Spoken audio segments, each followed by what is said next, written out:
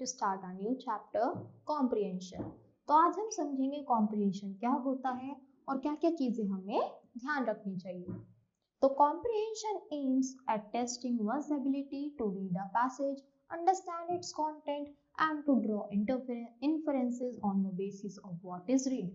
Comprehension किस लिए होता है? किसी एक की एबिलिटी चेक करने के लिए कि बच्चा इसके कैपेबल है या नहीं. जैसे वो रट्टू होता है, उसको कुछ समझ भी आता है कि नहीं, ताकि वो उसको पढ़े अच्छे से, उसको जो भी कंटेंट दिया गया है उसको समझे और जो उससे क्वेश्चन पूछे जाए वो उसके सही सही आंसर्स दे पाए.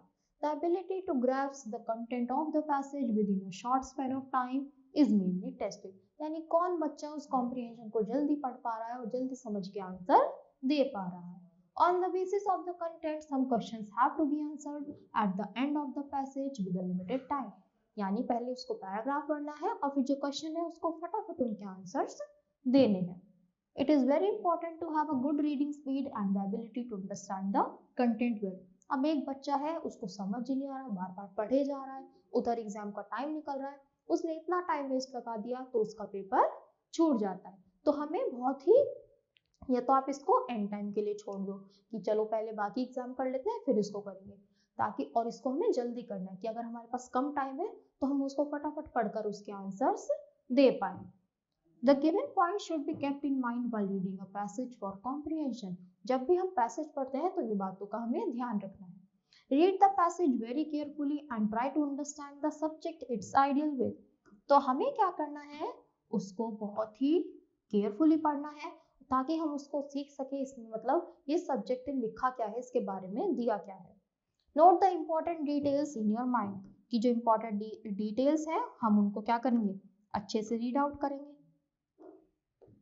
ताकि हमें पता चल जाए ये इम्पोर्टेंट है, हम इस पे बाद में हमसे क्वेश्चन पूछ सकते हैं. Now read one question at a time and find the answer in the passage, कि एक क्वेश्चन को हमें एक बारी में पढ़ना है और फिर उसका आंसर हमें पैसेज में ढूंढना है. Right the answer in a precise and concise manner.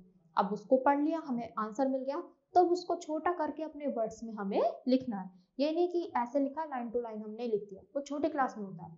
बड़ी क्लास में हमें समझना है और उनको खुद अपने वर्ड्स में लिखना है.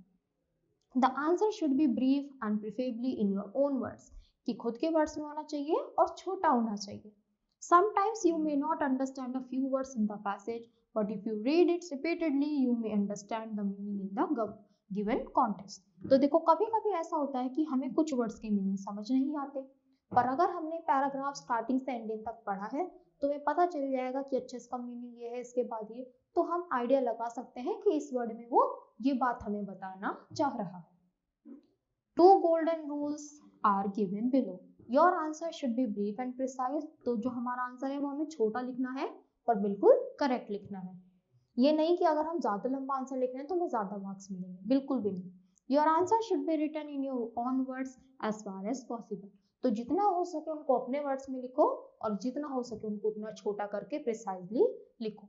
तो यही पॉइंट्स हैं, यही चीजें हैं जो हमें कॉम्प्रिहेंशन लिखते वक्त याद रखनी है.